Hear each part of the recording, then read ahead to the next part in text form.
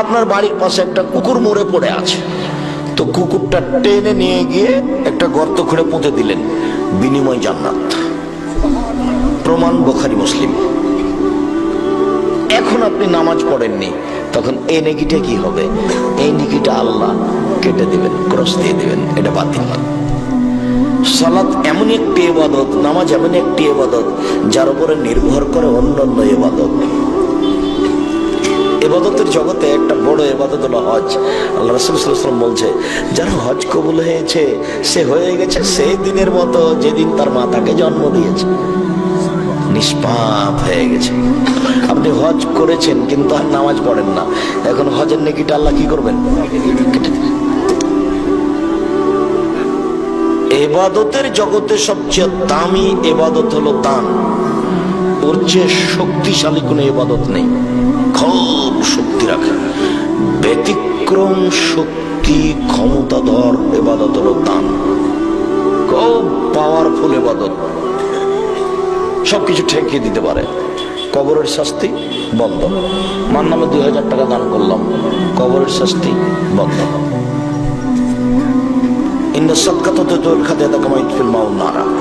দান মানুষের পাপকে মিটিয়ে দেয়, পানি যেমন আগুনকে নিভিয়ে দেয়। তো 50,000 টাকা দান করলেন, কিন্তু সালাত নামাজ নেই, এখন এটা কি হবে? কেটে দেবেন। বোঝাতে পারি না মনে হয় ভালো করে। রমজান মাসের রোজা সেম একটা দামি ইবাদত, আল্লাহকে সন্তুষ্ট করার সবচেয়ে বড় মাধ্যম। রমজান মাসের সেম রোজার আগে কিন্তু নামাজ পড়ে না, তবে তারাবি পড়ে। এটা ভুল হিসাব। তারাবি তো নফল জিনিস, পড়লেই কি আর না পড়লেই, পড়লে নেই কি না পড়লে নেই। আর রমজানের সেম তো ফরজ, জরুরি ইবাদত। আপনি এখন ওটা করেছেন কিন্তু নামাজ পড়েননি, তাহলে রমজানের রোজা সেমটাকে আল্লাহ কি করবেন? কেটে দিবেন। এক আশ্চর্য ইবাদত, যার জন্য সব সময় করা লাগে। ওযু করে নামাজ পড়তে হবে, পানি নেই, তাই মুখ করে পড়ো, বলে মাটি নেই, এমনিতেই পড়ো। কেবলার দিকে মুখ করে নামাজ পড়তে হয়, পশ্চিম বোঝা যায় না, এমনিতেই পড়ো। দাঁড়িয়ে থেকে সালাত আদায় করতে দাঁড়িয়ে থাকা যায় না, বসে থেকে পড়ো, বসে থেকে পড়া যায় না, শুয়ে থেকে পড়ো। পরিষ্কার কাপড় পরে নামাজ পড়তে হয়, পরিষ্কার নেই, তো যে কাপড়ে পেশাব পায়খানা লেগে আছে সেটা পরেই পড়ো। বলে একটা নয়, উলঙ্গ হয়ে আছে, ওভাবেই পড়ো। মানে নামাজ এমন একটা আশ্চর্য ইবাদত যে মানুষের কোনো সমস্যা বোঝে না, কোন সমস্যা বোঝে না। আব্বু সালাত আদায় করো, পরিবারকে জাহান্নাম থেকে বাঁচানোর দ্বিতীয় পথ। রাসূল সাল্লাল্লাহু আলাইহি ওয়াসাল্লাম বলেন, মুরু আওলাদাকুম বিসসালাতি ওয়া আবনাউ সাবঈ সিনিনা। তোমরা তোমাদের ছেলে মেয়েকে সালাত আদায় করতে বলো 7 বছর বয়সে, পিটিয়ে সালাত আদায় করাও 10 বছর বয়সে।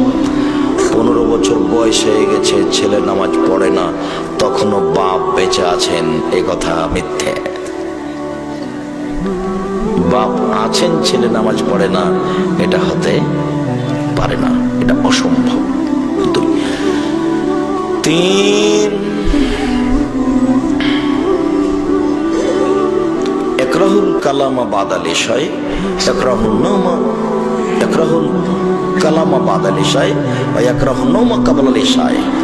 আল্লাহর নবী এশার সালাতের পরে ঘুমানোকে অপছন্দ করতেন, এশার সালাতের আগে ঘুমানোকে অপছন্দ করতেন, ঘৃণা করতেন, আর এশার সালাতের পরে কথা বলাকে ঘৃণা করতেন। বাপ মায়ের জন্য পরিবারের উপরে জরুরি কাজ, এশার সালাতের পূর্বে কেউ ঘুমাতে পাবে না, এশার সালাতের পরে কেউ গল্প করতে পাবে না। রাত 12টার সময়তে ছেলে আড্ডা পিটে কোথা থেকে আসলো, তখন মায়ে বলছেন, আব্বু আব্বু আব্বু তোমার জন্য খানা পানি শোকেজে সাজিয়ে রেখেছি, আব্বু তুমি খেয়ে নাও। মা একবার বললো না যে তুই কোথায় গেছিলি এত রাত্রে কেন? চিনা, ও বাপ মা নয়, ওর বাপ ওর বিবাহ দিয়েছে, বউয়ের কাছে গেছে, তাই ছেলে হয়ে গেছে, ও এমনিতে বাপ হয়েছে। ও নিজে জানে না কিভাবে বাপ হওয়া লাগে। মায়ে বাপে বিবাহ দিয়েছে, বেটির স্বামীর কাছে গেছে, তাই বাচ্চা হয়েছে, এই জন্য মা। আসলে মা কাকে বলে তার জানা নেই। কয়েক মিনিট পরে আপনাকে আমি বাপ মা দেখাচ্ছি, বাপ মা কাকে বলে। আপাতত এইখানে রাখলাম 3 নম্বর স্তরে, যে বাপ মা বেঁচে থাকলে ছেলে মেয়ে এশার সালাতের পূর্বে ঘুমাতে পাবে না, আর এশার সালাতের পরে ছেলে মেয়ে গল্প করতে পাবে না, আড্ডা পিটতে পারে না, দোকানে বসে গল্প গুজবে লিপ্ত হতে পারে না, টিভি নিয়ে বসে দিন কাটাতে পারে না। 4, রাসূল সাল্লাল্লাহু আলাইহি সাল্লাম বলেন, মান কানাত লাহু ওয়ালিদা ফাআল্লামাহা ফাহসানা তালিমাহা ওয়া আদাবাহা ফাহসানা তাদিবাহা ফালাহু আজরান। কারো যদি কাজের মেয়ে থাকে তাহলে সে কাজের মেয়েকে শিখিয়ে দিবে, সুন্দর শিখিয়ে দিবে, শিষ্টাচার শিখিয়ে দিবে, সুন্দর শিষ্টাচার শিখিয়ে দিবে, তাহলে তার ডবল নেকি। এতক্ষণ পর্যন্ত কাজের ছেলে মেয়েকে শিখাতে হবে মালিককে, এই কথা বলা হলো বুখারী মুসলিমে। এবার আবু দাউদের হাদিস। জি আপনাকে বলছি, এদিকে শোনেন, আপনাকে বলছে, এই মেয়ে কথা বলছো কেন, চুপ থাকো, শরম হয় না? তুমি ক্লাস 10-এ পড়ো, তোমার মাথায় কাপড় নেই, লজ্জা করো না কেন? তোমার বাপ তো কাপুরুষ, জন্ম দিয়েছে, দায়িত্ব পালন করতে হবে সেটা জানে। তোমার বাপ তো কালকের দিনে তুমি কিভাবে নাচছো সেটা তোমার বাপ দেখে খুশি হচ্ছে, যে আমার মেয়ে ভালো নাচতে পারে 16 ডিসেম্বরে। এই তো তোমার বাপ। তোমার বাপ তোমাকে কি বলবে? তুমি যেদিন ক্লাস 8-এ উঠেছ সেদিন তোমার হাইজ হয়েছে, তোমার বিবাহ হলে 2টা বাচ্চা হতো, তুমি 2 ছেলের মা, এই বয়স তোমার, তুমি কি করে মাথায় কাপড় না দিয়ে এখানে বসে আছো? শীতের দিনে তোমার মা তোমাকে দেখে না, তোমার বাপ দেখে না? এদিকে দেখো, তোমার বাপের ব্যাপার আল্লাহ রাসূল বলছেন, মান ওয়ালাদালাহু ওয়ালাদুন, কারো যদি ছেলে মেয়ে জন্ম নেয়, ফাল ইহসান ইসমাহু, সেজন্য একটা সুন্দর নাম রাখে, ও আদাবাহু, সেজন্য তাকে সুন্দর শিষ্টাচার শিখিয়ে দেয়। সুন্দর নাম, নাম রেখেছে আহমদ, আর ডাকে টুরু বলে, টুরু বা টুনু বা টুরু, যেটা হোক, বা টুটুল। কত খারাপ বাপ মা, ওর স্বভাবই খারাপ, ও বাপ মাই নয়, ও ঘৃণিত বাপ মা। ও মা চাঁপা নওয়াজের ভাষাতে হস্তিনী মহিলা। যত খারাপ স্বভাব আছে সব এই বাপ মায়ের। আমার কাছে ও মানুষই নয়, ওকে আমি পশু প্রাণীর মতো মনে করি। বোঝে না ওরা অন্তর আছে, বুঝে না, দেখেও দেখে না ওরা চক্ষু আছে, দেখে না, শোনে না ওরা কান আছে, শোনে না। উলাইকা কালানাম, তারা পশু প্রাণীর মতো, তারা গরু ছাগলের মতো, তারা কুকুর শ্রীগেলের মতো, বালহাজাল, বরং তার চেয়ে খারাপ। আল্লাহ বলছেন যে ও পশু প্রাণীর মতো বাপ, গরু ছাগলের মতো, কুকুর শ্রীগেলের মতো বাপ মা। তবে আল্লাহ এখনো তাকে কুকুর শ্রীগেল বলেন না। কেন? আজকের বক্তব্যের উপরে রেডি হতে পারে না, ছেলে মেয়ের উপরে কঠোর হব, নিজেও ঠিক হব, কিন্তু গরু ছাগল কোনোদিনই ঠিক হতে পারবে না। আল্লাহ মানুষকে গরু ছাগল বলেননি, বলছেন গরু ছাগলের মতো। পরের বাক্যে বলেছেন ভালো হয় তার চেয়ে খারাপ। তার চেয়ে খারাপ কে? তার চেয়ে খারাপ তোমার বাপ। আপনারা যাচ্ছে এভাবে বলছেন কেন? আপনাকে কত সম্মান করে ডেকে নিয়ে এসছি, আর আপনি বলছেন আমার বাপ কুকুর শ্রীগেলের চেয়ে খারাপ। দেখো, আমি তো অপ্রয়োজনীয় কথা বলি না, আজকেও বলিনি। তোমার আব্বাকে যদি আমি কুকুর শ্রীগেলের চেয়ে খারাপ প্রমাণ করতে না পারি, তাহলে আমি বক্তব্য দেবো না। আবার এটা বগুড়া, মানে ওই স্বভাব বগুড়াতে আরো বেশি আছে। কোনটা একটু বলেন তো দেখি। যে তোমার দাদা মারা গেছেন 10 বছর হলো, তো তোমার দাদা 5 বিঘা জমি রেখে গেছেন। 5 বিঘা জমি তোমার বাপ নিবে সকালে, আর তোমার ফুফু নিবে বিকালে, এরকম একসাথেই নিবে। 10 বছর থেকে যে তোমার বাপ তোমার ফুফুকে এখনো জমি দেয়নি, তো তোমার বাপ কুকুর শ্রীগেলের চেয়ে ভালো না খারাপ? তুমি একটু বলতে পারো না তোমার আব্বাকে, জি আব্বু ভাগ্য নিয়ে জন্ম নিয়েছি, ভাগ্য ছেড়ে আসিনি, ভাগ্য নিয়ে এসেছি। ভাগ্যে যদি জমিদারি থাকে জমিদারি করে খাবো আব্বা, ভাগ্যে যদি ভিক্ষা চাওয়া থাকে ভিক্ষা করে খাবো, ফুফুর জমি খাবো না। তোমার আব্বার আর একটা খারাপ স্বভাব তোমাকে বলি, তোমার ফুফু যখন জমি চাই তখন তোমার আব্বা বলে যা যা যা জমি দিয়ে চলে না, আর কোনোদিন আসবি না, এ বাড়িতে পা দিবি না। তোমার বাপের স্বভাব এটা। ও কি তোমার বাপের জমি চাচ্ছে না, ও তার বাপের জমি চাচ্ছে, ওর বাপের জমি চাচ্ছে। তোমার বাপ সকালে নিবে, তোমার ফুফু বিকেল নিবে, এই অনুমতি নেই। আর তুমি যদি আমার কথা বলো, আমার আব্বা বেঁচে নেই, তো মাটি দিয়ে এসে আমরা ভাই বোন বসে আগে জমি ভাগ করেছি, তারপরে রাতের খেয়েছি। আমার নিজের কথা বলছি। যদি হচ্ছে জমি আমি এক একটা চিনি, আমার ছোট ভাই চিনেই না, ও কোনোদিন জমিতে যায়নি। আমার বোনের জামাইরা ওরাই চাষ করে খায়, আমরা তো হিসাব নিকাশ করতে পারি না, দেখিও না, নিজে কি করছে না করছে বুঝতে পারি না, কখন কোথায় আছে। সম্মানিত দিনী ভাই বোন, আল্লাহ তাআলা বলছেন বুঝেও বুঝে না ওরা অন্তর আছে বুঝে না, দেখেও দেখে না ওরা চক্ষু আছে দেখে না, শুনেও শোনে না ওরা কান আছে শোনে না। উলাইকা কালানাম, তারা পশু প্রাণীর মতো, তারা গরু ছাগলের মতো, তারা কুকুর শিলিগের মতো, বাল হাজাল বরং তার চেয়ে খারাপ। সম্মানিত দিনী ভাই বোন, অত্র হাদিসটাই আবার ফিরে যাচ্ছে। কারো যদি ছেলে মেয়ে জন্ম নেয় তাহলে একটা সুন্দর নাম রাখতে হবে, ওটা বাপে রাখবে। এদেশে একটা বই পাওয়া যায় আদর্শ পরিবার, নাম শুনেছেন কোনোদিন? দেখেন ওদের ছেলেরও নাম আছে মেয়েরও নাম আছে, সুন্দর একটা নাম রাখবে বাপ।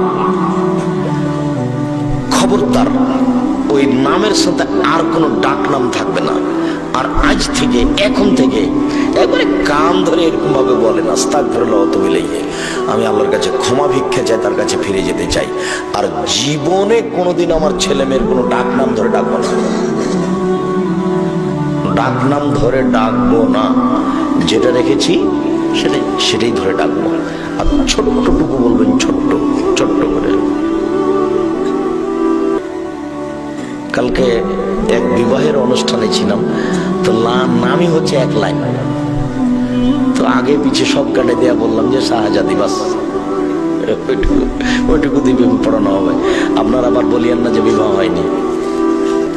আর মেয়ের কাছে বিবাহ পড়ানো হবে না, মেয়ের কাছে বিবাহ পড়ানো চিরদিনের জন্য ঢাকাতে হারাম ঘোষণা করলাম। আর বগুড়া জেলাতে অন্তত 20 বছর আগে বলেছি মেয়ের কাছে বিবাহ পড়ানো হারাম, মেয়ের কাছেই যেতে হবে না। মেয়ের বাপ এসে বলবে যে আমার মেয়ে বিবাহতে রাজি, খুতবা পড়ার পরে মেয়ের বাপ বলবে আমার মেয়ে এত নগদ এত বাকিতে তোমার সাথে বিবাহ বন্ধনে আবদ্ধ হতে রাজি, তুমি তাকে স্ত্রী হিসেবে কবুল করো। ও বলবো কবুল করলাম, হয়ে গেছে, দুজন সাক্ষী, এর নাম বিবাহ। সম্মানিত দিনী ভাই বোন, শিষ্টাচার শিখিয়ে দিল। শিষ্টাচার তাহলে বাপ মাকে শিখিয়ে দিতে হবে।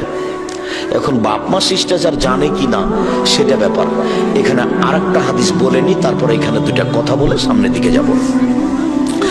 যে হাদিসটি বুখারী মুসলিমের প্রায় জায়গাতে বলে থাকে, আবু মুসা আশআরী রাদিয়াল্লাহু তাআলা আনহু, জাবের রাদিয়াল্লাহু তাআলা আনহু বলেন, আমরা একদা রাসূলের সাথে যুদ্ধ করে মদিনায় ফিরছিলাম, আমরা মদিনায় ঢুকবো, এরকম সময় আল্লাহ রাসূল বললেন তোমরা থামো, তোমরা এখানে থাকো, সকালে মদিনায় ঢুকবো।